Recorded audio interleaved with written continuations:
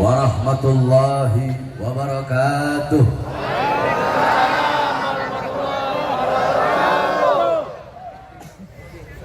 Alhamdulillah.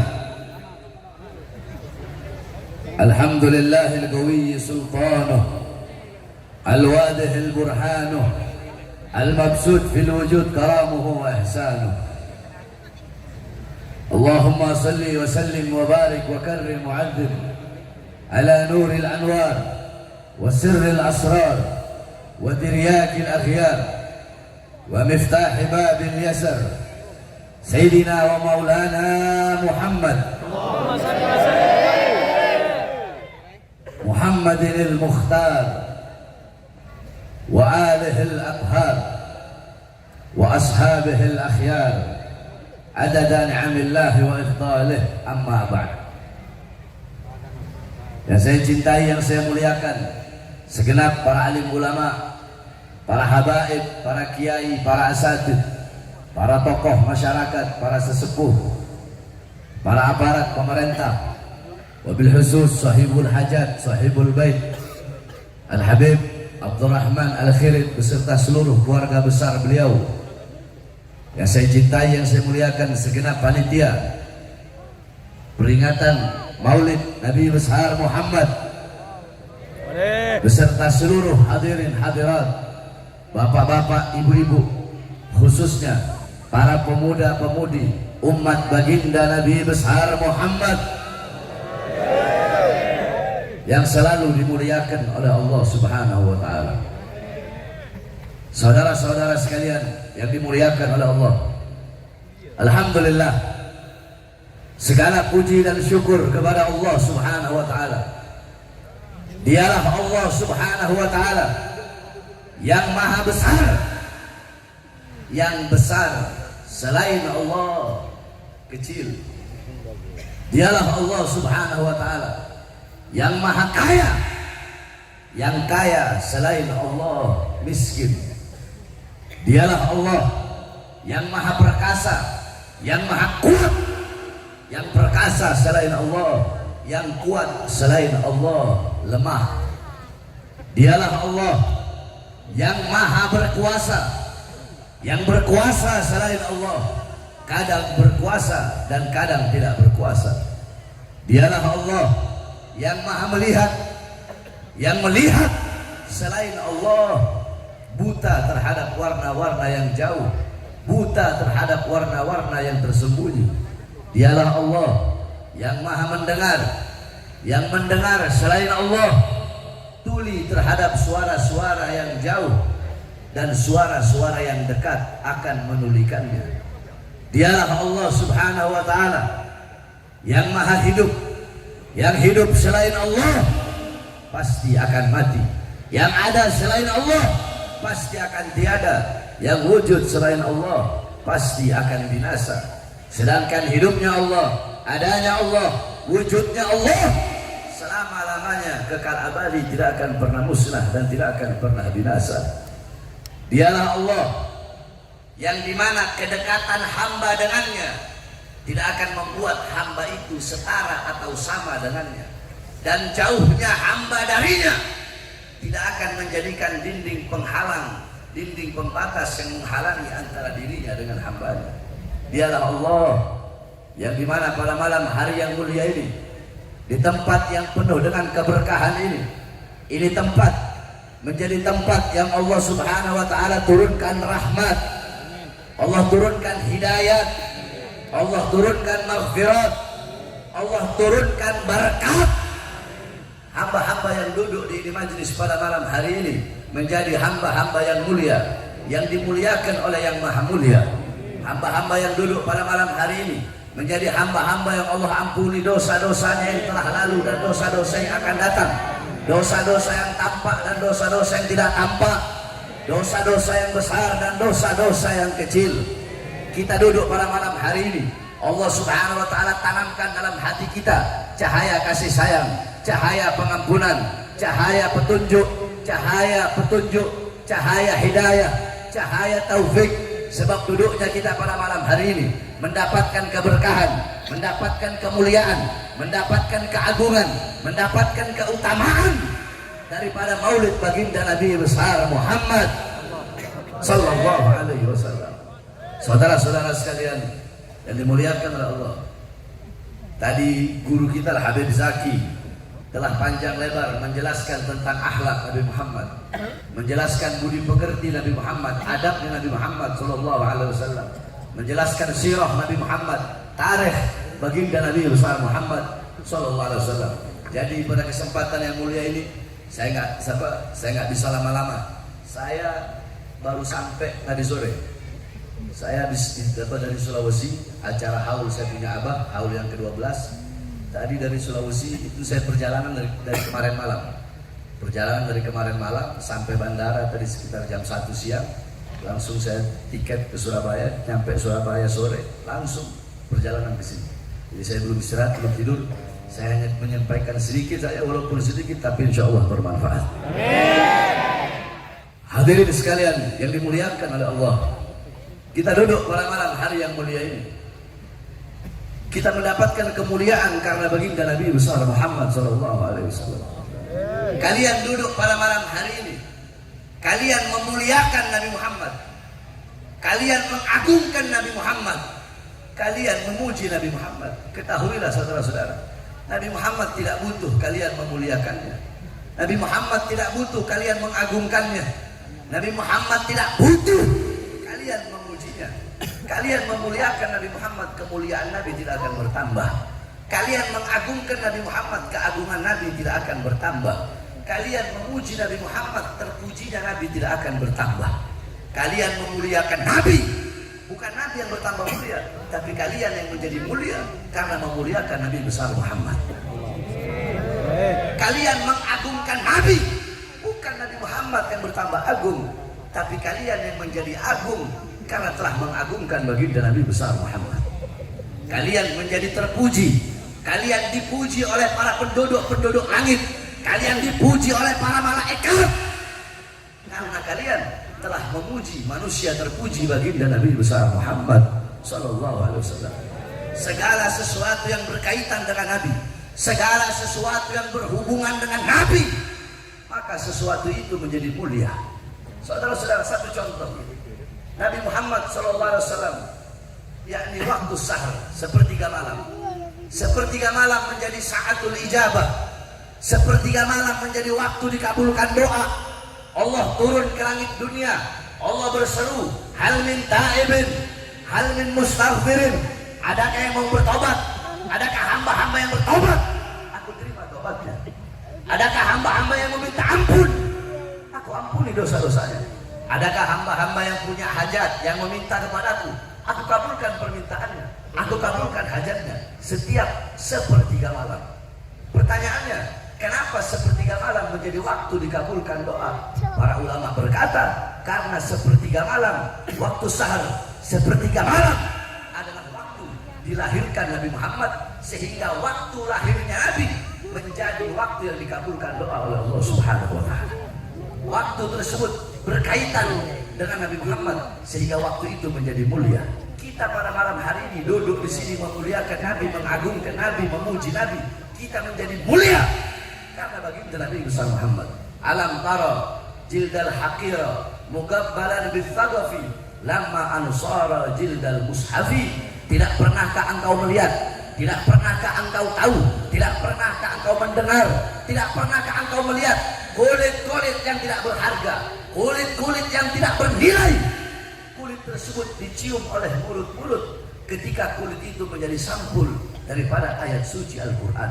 Andaikan kulit itu menjadi sampulnya dompet, menjadi sampulnya tas, menjadi sampulnya sepatu, maka kulit tersebut walaupun kita pegang nggak punya wudhu, nggak apa-apa. Kita mau taruh di bawah, nggak apa-apa. Tapi ketika kulit tersebut menjadi sampul daripada ayat suci Al-Quran, menyentuhnya harus punya wudhu, harus ditaruh di tempat yang tinggi, harus pakai akhlak, harus pakai adab di dalam membawa dan menyentuh kulit tersebut. Kenapa? Kulit tersebut menjadi mulia. Kulit tersebut menjadi mulia karena bercampur dengan sesuatu yang mulia, yaitu Al-Quran. Nah, kita ibarat kulit tersebut, Al-Qurannya adalah baginda Nabi besar Muhammad sallallahu alaihi wasallam. Jadi kita menjadi mulia karena memuliakan Nabi Muhammad. Kita menjadi agung karena mengagungkan baginda Nabi besar Muhammad sallallahu alaihi wasallam. Saudara-saudara, kita duduk pada malam hari ini berbahagia, bergembira dengan maulidnya Nabi Muhammad, dengan lahirnya Nabi Muhammad. Siapa yang memerintahkan? Yang memerintahkan bukan para ustadz, bukan para kiai, bukan para habaib, bukan malaikat, bukan Nabi Muhammad sallallahu alaihi wasallam. Yang memerintahkan kita bergembira, berbahagia dengan lahirnya Nabi. Yang memerintahkan adalah Allah Subhanahu wa taala. Dalam Al-Qur'an, Allah Subhanahu wa taala berfirman, "Qul bi fadlillah wa bi rahmati fabidzalika falyafrahu." Katakanlah, dengan karunia Allah, dengan anugerah Allah, dan dengan rahmatnya Allah Subhanahu wa taala, maka dengan karunia dan rahmat tersebut falyafrahu, hendaklah mereka bergembira, hendaklah saya bergembira, hendaklah kalian bergembira, hendaklah kita bergembira dengan adanya karunia Allah dan dengan adanya rahmat Allah. Apa karunia Allah? Apa rahmat Allah?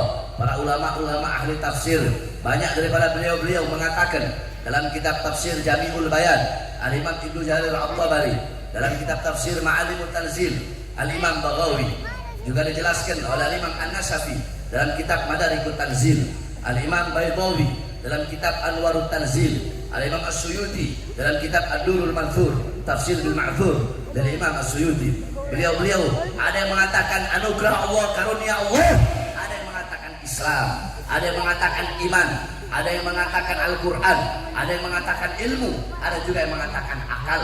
Sedangkan rahmat Allah, sebagaimana dalam ayat yang lain Allah berfirman, "Wa ma arsalnaka illa rahmatan lil alamin."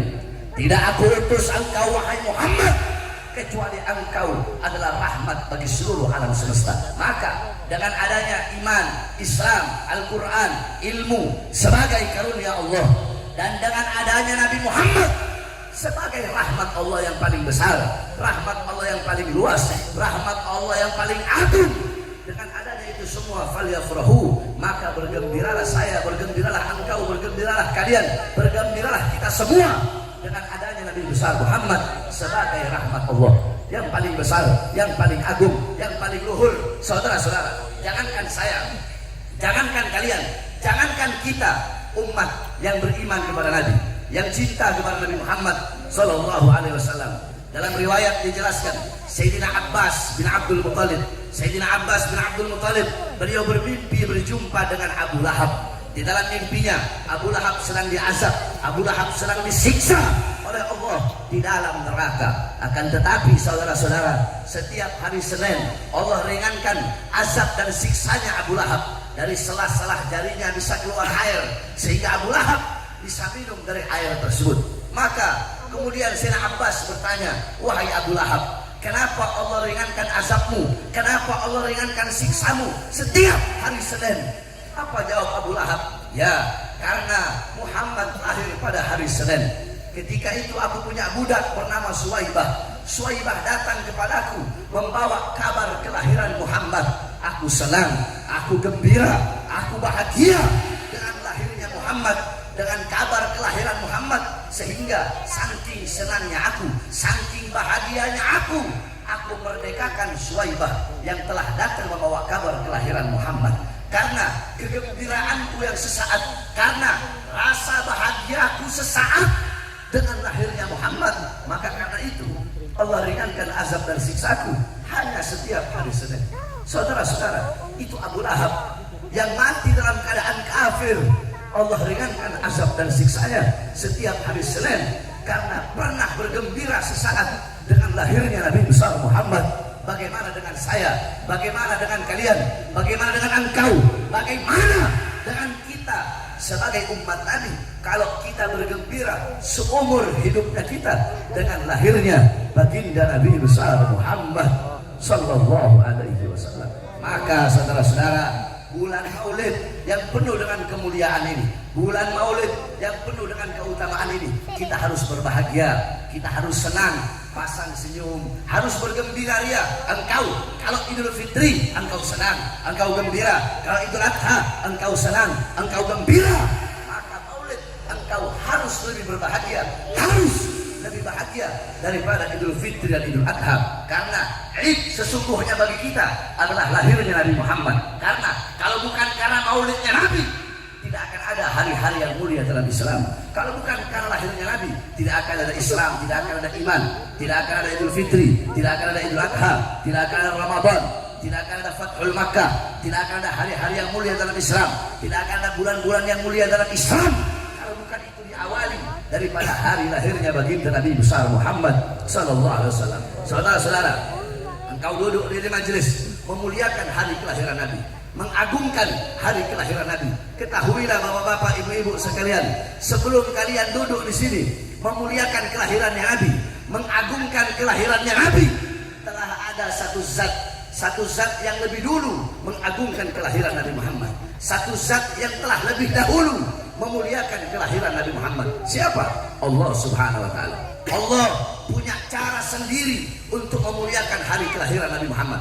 Kalau cara kita sebagai umat memuliakan kelahiran Nabi, mengagungkan maulidnya Nabi, kita duduk berkumpul di sini, kita baca sholawat, kita baca sirah, baca tarikhnya Nabi, berkumpul bersama para ulama, para ustadz, para kiai, para habaib, mendengarkan nasihat-nasihat, mutiara-mutiara hikmah, mutiara-mutiara ilmu dari mulut para ulama, para ustadz, para kiai, para habaib. Duduk lidah kita bersholawat, memuliakan Nabi, memuji Nabi. Itu cara kita memuliakan maulid Nabi, memuliakan kelahirannya Nabi. Tetapi Allah punya cara tersendiri untuk memuliakan hari kelahiran kekasihnya. Bagaimana cara Allah Subhanahu wa taala? Wulida sallallahu alaihi wasallam yaumul Itsnin 13 min syahr Rabiul Awwal amul fil.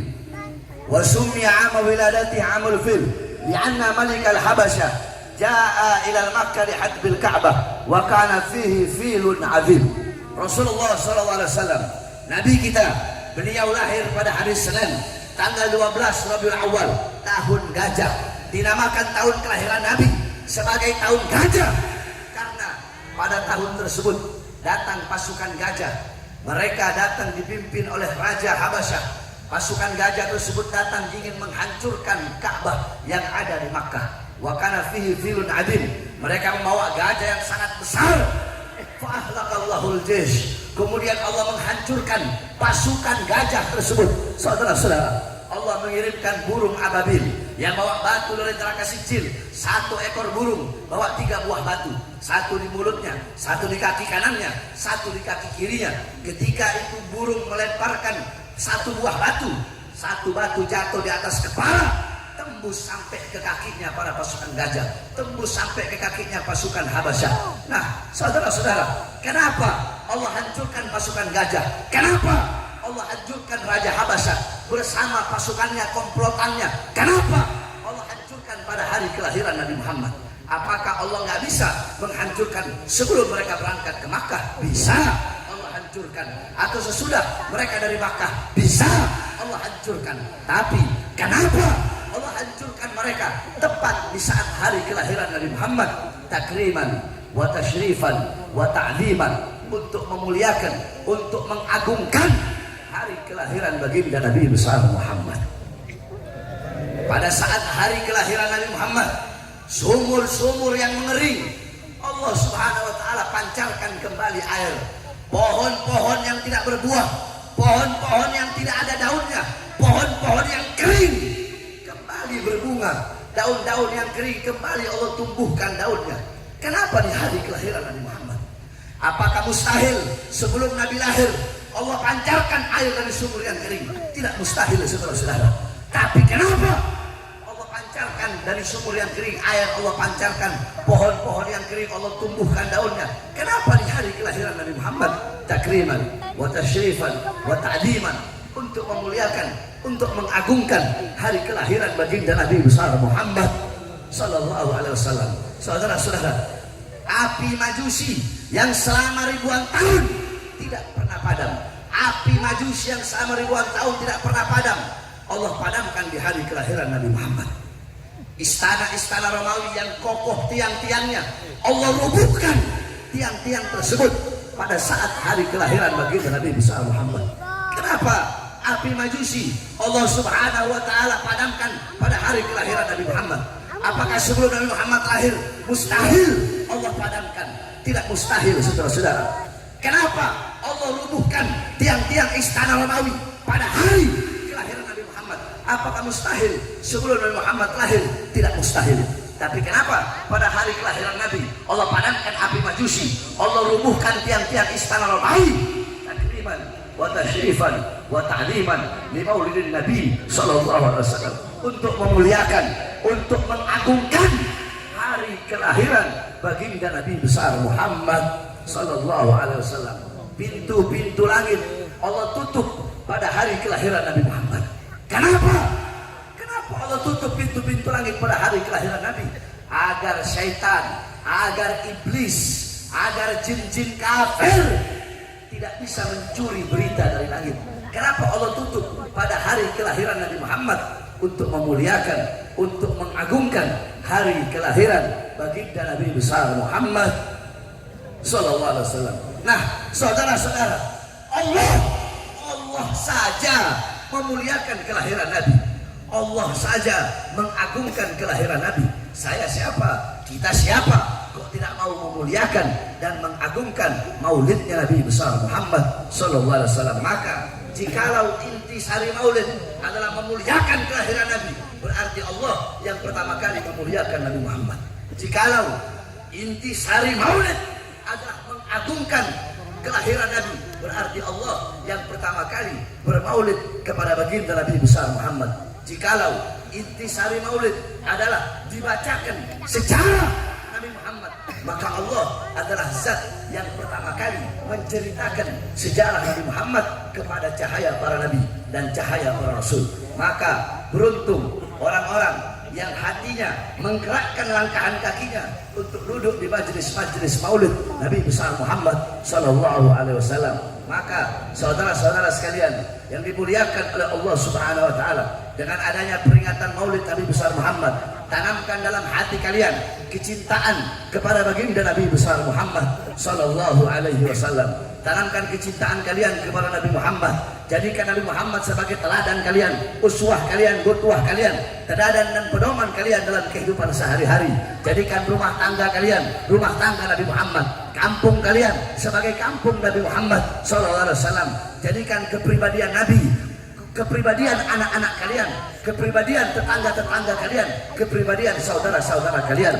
Saudara-saudara sekalian yang dimuliakan oleh Allah, ketahuilah jarak kalian dengan Nabi Muhammad kelak di akhirat, jarak jauh atau dekatnya kalian dengan Nabi Muhammad adalah tergantung jarak jauh atau dekatnya kalian di dunia dengan majelis-majelis seperti pada malam hari ini. Karena majelis seperti pada malam hari ini, inilah warisan Nabi Muhammad. Nabi Muhammad tidak mewariskan harta, pangkat, jabatan, uang, dinar, dirham, intan, emas, permata, berlian. Bukan itu warisan Nabi Muhammad. Warisan Nabi Muhammad majelis-majelis ilmu, majelis-majelis zikir, majelis-majelis salawat. Para ulama, para ustadz, para kiai, para habaib, mereka pewaris keilmuan Nabi, mereka penerus perjuangan Nabi, mereka penyambung lidah Nabi Muhammad. Maka di dunia engkau dekat dengan para ulama, dekat dengan para ustadz, dekat dengan para kiai, dekat dengan para habaib, dekat dengan orang-orang soleh, duduk di majelis-majelis ilmu, duduk di majelis-majelis zikir. Dipastikan di akhirat engkau pun akan duduk dengan baginda Nabi besar Muhammad. Allah kumpulkan engkau bersama Nabi Muhammad. Saudara-saudara, orang-orang yang rugi di akhirat, orang-orang yang celaka di akhirat, bukan orang-orang yang datang bawa dosa yang besar, bukan orang yang datang bawa dosa yang banyak, tetapi orang-orang yang rugi di akhirat, orang-orang yang celaka di akhirat adalah orang-orang yang Allah haramkan matanya memandang wajah indah baginda Nabi besar Muhammad. Orang-orang yang celaka di akhirat adalah orang-orang yang tidak bisa bertemu dan berjumpa dengan baginda Nabi besar Muhammad. Saudara-saudara, para sahabat Nabi Muhammad, para sahabat Nabi baik laki-laki ataupun yang perempuan, para sahabat ingin masuk surga. Sahabat ingin masuk surga. Mereka punya tujuan, mereka punya harapan masuk surga. Keinginan mereka bukanlah bidadari-bidadari yang ada di surga, bukanlah kenikmatan-kenikmatan yang ada di surga, bukanlah telaga khamr, telaga madu, telaga susu, bukanlah kenikmatan yang tidak ada habisnya, bukan kenikmatan yang tidak ada putusnya, tetapi tujuan para sahabat ingin masuk surga hanya satu. Apa itu? Berkumpul dengan baginda Nabi besar Muhammad. Andaikan di surga tidak ada Nabi Muhammad, maka para sahabat tidak ingin masuk surga. Makanya kenapa selepas Nabi Muhammad wafat, ketika Nabi Muhammad wafat, banyak sahabat yang mengangkat tangan. Mereka berkata, ya Allah, ya Rabb, cabutlah pandangan mataku, cabutlah kedua mataku. Untuk apa aku melihat kalau aku tidak bisa melihat dan memandang wajah indah Nabi besar Muhammad? Seketika itu juga Allah cabut kedua matanya, Allah cabut pandangannya sehingga dia buta. Ada sahabat yang berdoa, ya Allah, cabutlah nyawaku ya Allah. Untuk apa aku hidup? Nabi Muhammad sudah wafat, aku tidak ingin hidup ya Allah, cabutlah nyawaku. Seketika itu juga dia mati, saudara-saudara.